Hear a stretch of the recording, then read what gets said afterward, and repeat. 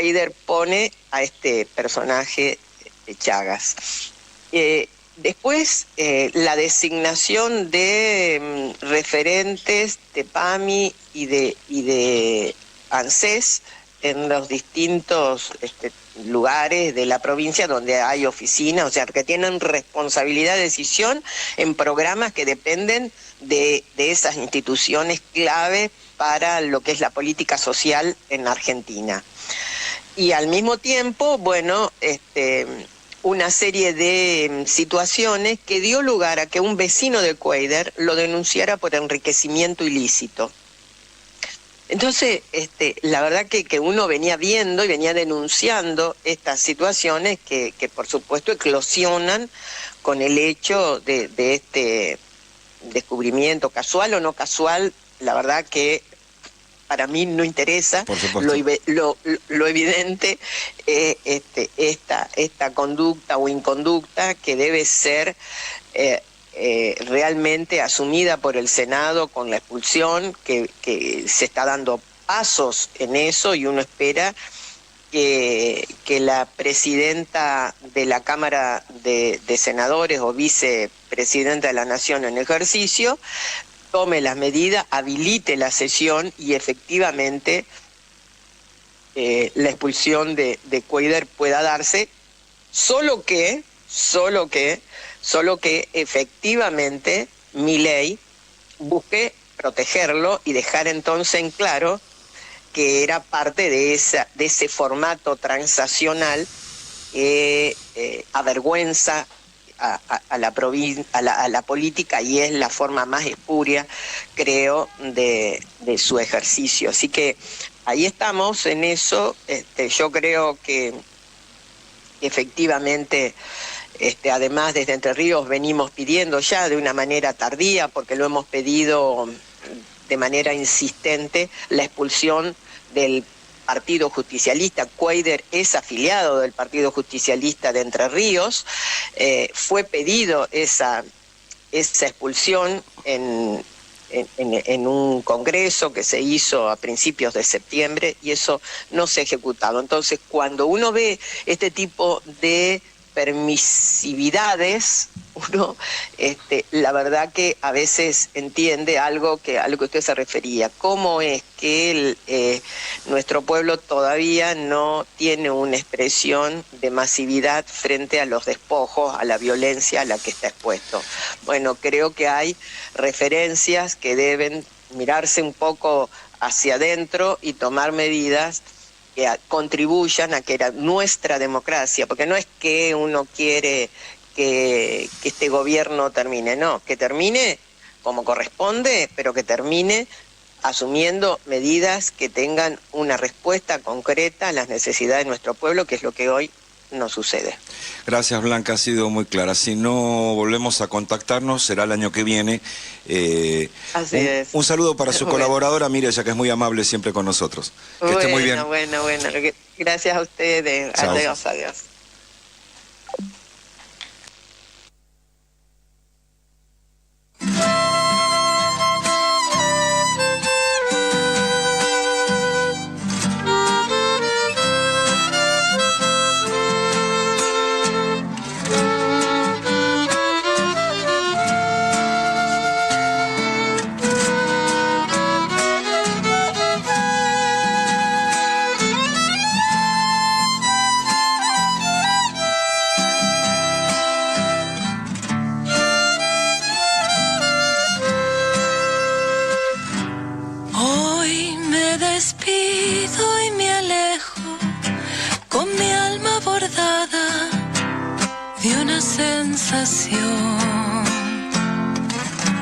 Guardo un dulce secreto que es arrullo tibio para el corazón.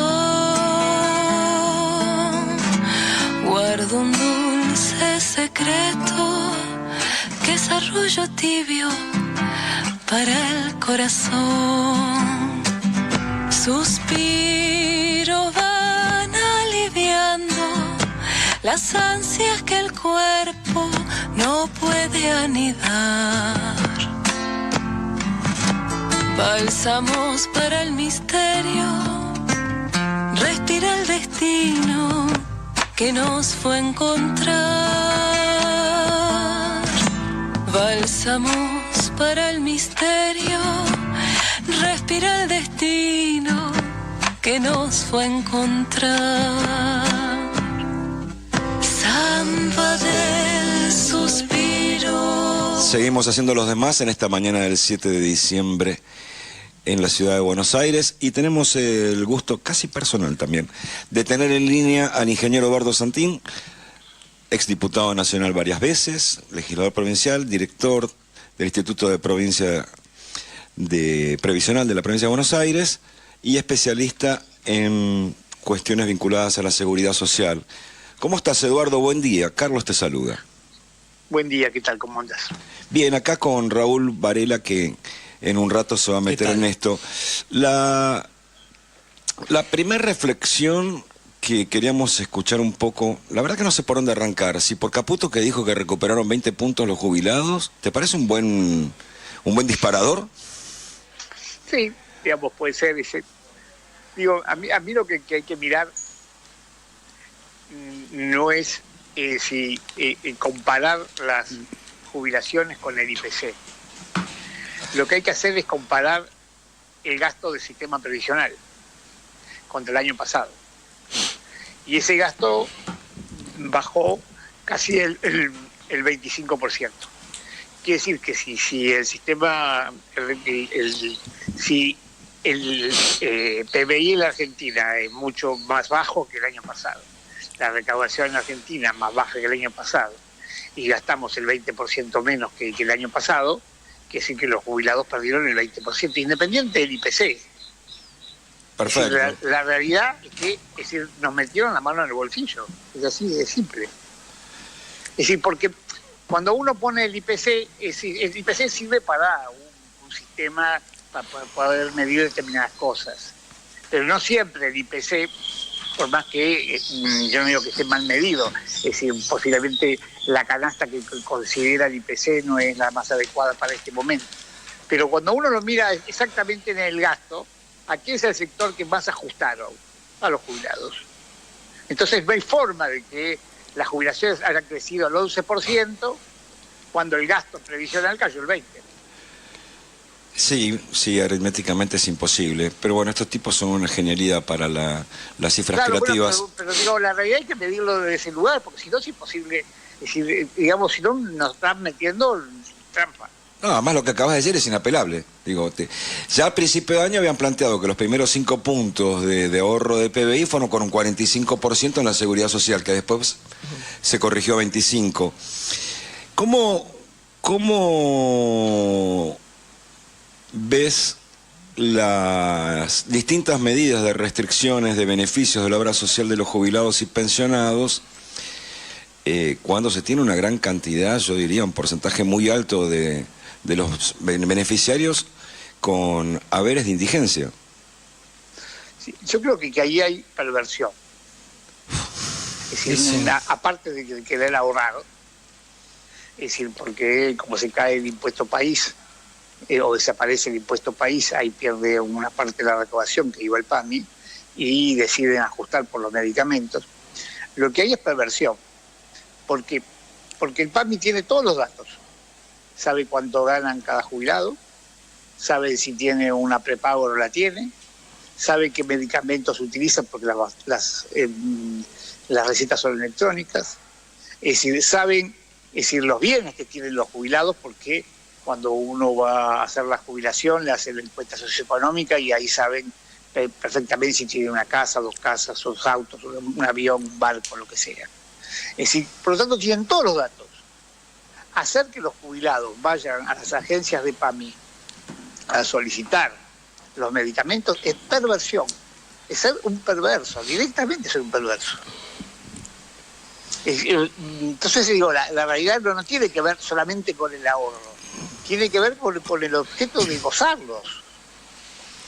Vos sabés que no, sí, entiendo perfectamente, además digo, ya es para la psiquiatría a veces. Mira, vamos a levantar un escalón tus próximos comentarios. Sí. Sí, te estoy muy enojado, digo, pero en realidad... No, sí. pero está muy bien, no, pero yo voy a abusar de otra cosa ahora. Eduardo Santín es un militante político desde su tierna juventud de estudiante universitario y ha visto todo. Ha atravesado la dictadura, ha visto la recuperación democrática, ha puesto ahí...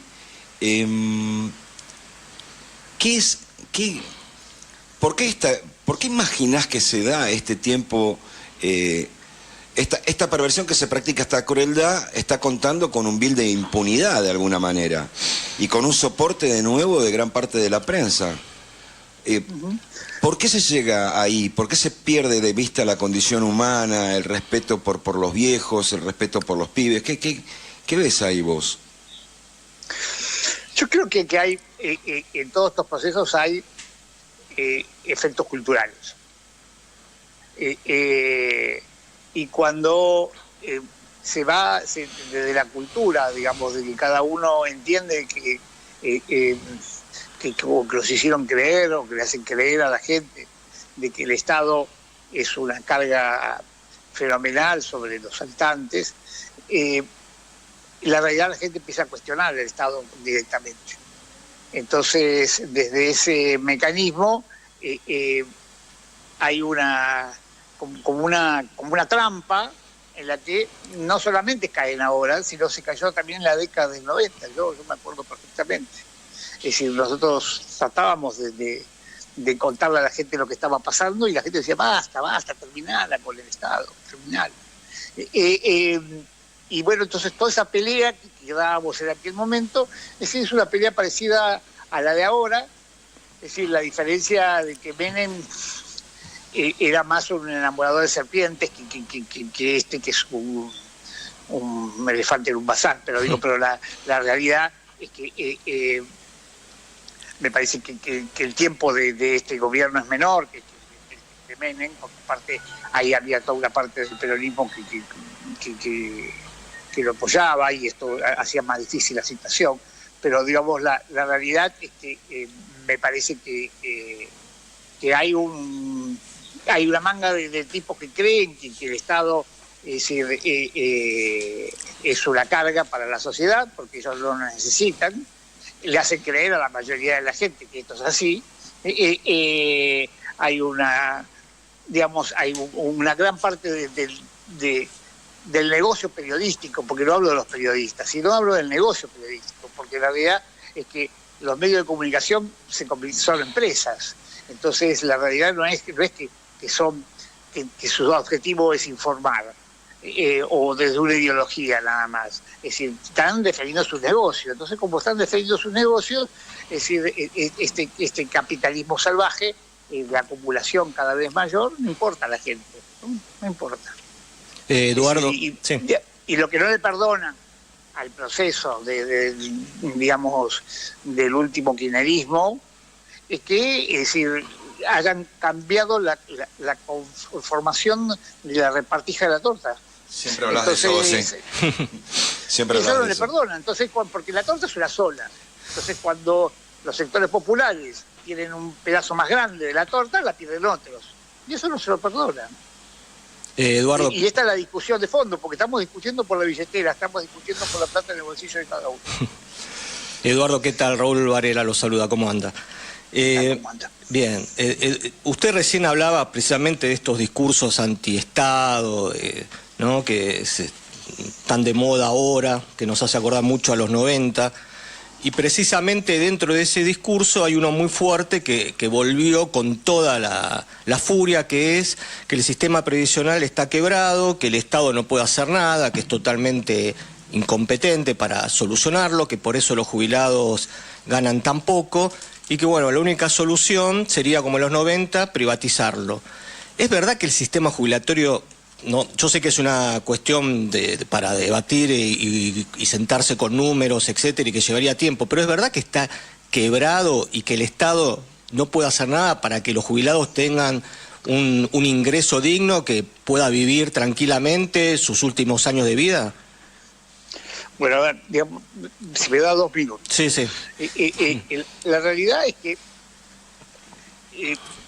el sistema previsional, como se lo imaginó en algún momento, como un seguro, o sea, la gente aportaba y a partir de ese aporte tenía, cuando terminaba, llegaba a la vejez, tenía una jubilación, eso está agotado. ¿Por qué está agotado? Porque eso funcionaba con el pleno empleo, digamos, hoy en la Argentina y en el resto del mundo hay cantidad de trabajadores informales, por lo tanto, ese mecanismo desapareció.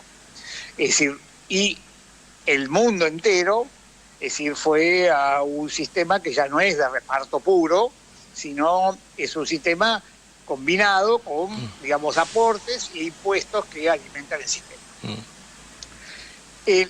Cuando se cae el muro de Berlín, es decir, la realidad, es decir, el capital dejó de poner plata en el sistema y apareció lo que se llamó digamos, la socialdemocracia de la tercera vía. Es decir, esa tercera vía particularmente lo que buscaba es poner menos plata. Porque, es decir, ¿qué pasaba antes de caer el muro de Berlín? Competían, tenían que competir contra otro régimen. Entonces, como tenían que competir contra el régimen, teníamos el estado de bienestar. A partir de que se cae el muro de Berlín, se acaba el estado de bienestar. Es decir, todos los sistemas previsionales, entre comillas, se ponen en crisis, porque ¿qué significaba eso? Significaba poner plata para que la sociedad tuviera un nivel de vida que no fuera captada por el comunismo. Bueno, digo, a partir de ese mecanismo, que es, como decíamos recién, es la discusión por la billetera, la discusión por la plata, ¿quién se la queda? Es decir, los que tenían más plata se quedaron con más plata y los que tenían menos plata se quedaron con menos plata. Es decir, se ha concentrado la riqueza. Entonces, por lo tanto, es claro que está, digamos, lo ponen en crisis. Lo ponen en crisis porque lo desfinancian. Entonces, cuando uno lo desfinancia, claro, se pone en crisis. Pero en la Argentina, y con esto termino, cuando se hizo la inclusión jubilatoria, o sea, se incorporaron 3 millones de adultos mayores al sistema previsional, que estaban fuera del sistema, no es que no habían trabajado, es que habían trabajado y sus patrones no le habían hecho los aportes, porque también las amas de casa, sus patrones no le hicieron los aportes, porque si tuvieran que haber contratado a alguien para hacer las tareas de la casa, tuvieran que haberle pagado y haberle hecho los aportes. Entonces, digamos, como se supone que en la Argentina no hay esclavitud, es decir, esa señora o señor que trabaja en la casa haciendo las tareas del hogar, no es un esclavo, y por lo tanto, si no es un esclavo, es un trabajador. Y si es un trabajador, tiene que tener un salario. Y si tiene un salario, tendría que tener un aporte. Como nadie le ha hecho los aportes y los salarios a ese y a miles de trabajadores, la realidad es que se hizo la inclusión jubilatoria. Pero, oh casualidad, cuando se estatizan las FJP, el Fondo de Garantía de Sustentabilidad tenía 28.000 millones de dólares. En el 2015, el Fondo de Garantía de Sustentabilidad tenía 63.000 millones de dólares. Entonces, digo, el dato no es que el sistema está en crisis, es que no quieren poner plata. Claro. Porque se pasó de invertir en el sistema de seguridad social 5 puntos del PBI a 11.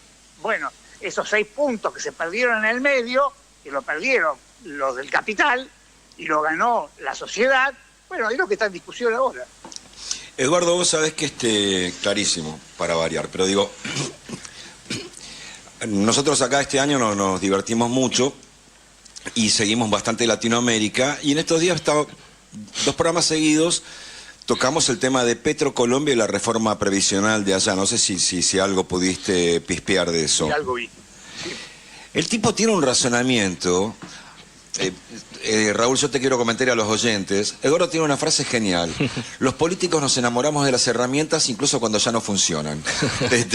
Para mí es todo un acto de revelación intelectual. El tipo el otro día dijo algo genial explicando, viste que ya pasó de 30% de pensionados por el Estado a un 70% en 3 meses, ¿no? Sí, el sistema previsional que tenía Colombia era muy justo, muy justo. Bueno, el tipo dijo... Como tiene Paraguay, que es muy injusto. La Todo respuesta... el mundo habla de Paraguay, digamos, pero es muy injusto, porque la mayoría de la gente está fuera del sistema. Claro, sí. Claramente. Y el tipo plantea que la relación que le hacen al pueblo para engañarlo justamente de aportantes y la mar en coche de cómo financiar el tema es mentirosa. que la relación correcta es la productividad del país frente a todos los que llegan a una edad de tener una pensión. Es un razonamiento superador, diríamos, ¿no? Uh-huh. Pero pasa que cuando hay miles de jubilados, hay miles de jubilados también que consumen, ¿eh? Por supuesto, por supuesto. Bueno, de hecho el toca de entrada para incorporar 3 millones de tipos prohíbe que se deriven a los fondos privados de jubilación a cualquier trabajador que esté en 1.7 del salario mínimo. Eso va directamente a la caja del Estado, con lo cual generó los recursos para incorporar beneficiarios, finalmente, como decís vos, consumidores. La última, para no robarte la mañana. ¿Cómo describís ya hablamos del tema de la perversión, la crueldad y demás, desde la lógica política a este gobierno que nos ha tocado? ¿Cómo lo caracterizarías? Y digamos, a mí me parece que lo que nos pasó a los argentinos es que después del periodo 2003-2015, por supuesto siempre pretendemos estar mejor. El manifiesto eliminar de la reforma universitaria dice: los dolores que quedan son las libertades que faltan. O sea que siempre estamos reclamando un poco más, por más que vivamos bien, siempre reclamamos un poco más. En aquel momento, en el 2015, acordate, las marchas de los gremios eran por no pagar el impuesto a las ganancias, digo, ¿no? Uh-huh. Entonces, es decir, la realidad es que las expectativas de la sociedad fueron en ascenso, y está bien que sea así. Nosotros tenemos una sociedad en la Argentina, es decir, muy aspiracional. Es decir, tenemos una necesidad de crecer, de no conformarnos exactamente con lo que tenemos. Esto no le pasa a todos los pueblos. Si uno recorre muchos países en que tienen una sociedad que no tiene las aspiraciones específicamente de una sociedad como la Argentina. Esto pone la vara muy alta, también pone las excepciones muy altas. Y creo que los dos últimos gobiernos, el de Macri y el de Alberto, fueron gobiernos que decepcionaron muchísimo.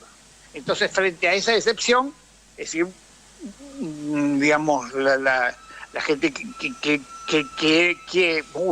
queda en una situación, es decir, compleja. Y la realidad termina votando a un loco. Y esto es lo que nos está pasando. Nos votamos a un personaje que no está en condiciones, porque él se define como anarcocapitalista. ¿Qué son los anarcos? Los anarcos era el gobierno sin el Estado, manejado por los trabajadores. Claro, sí. Él cree un gobierno sin Estado, manejado por el capital. Entonces, digo, es decir, la realidad es un sistema perverso. Entonces, es decir, desde ese punto de vista, que alguien haya creído que eso le puede mejorar la calidad de vida a los miles y miles de trabajadores, bueno, es decir, es un problema. Que lo crea Galperín, que lo crea Roca, bueno, está bien, pero que lo crean los trabajadores es una barbaridad. Gracias, Eduardo, que tengas un buen fin de semana. Ha sido un placer escucharte, hacía tiempo que no hablábamos. Dale, un abrazo.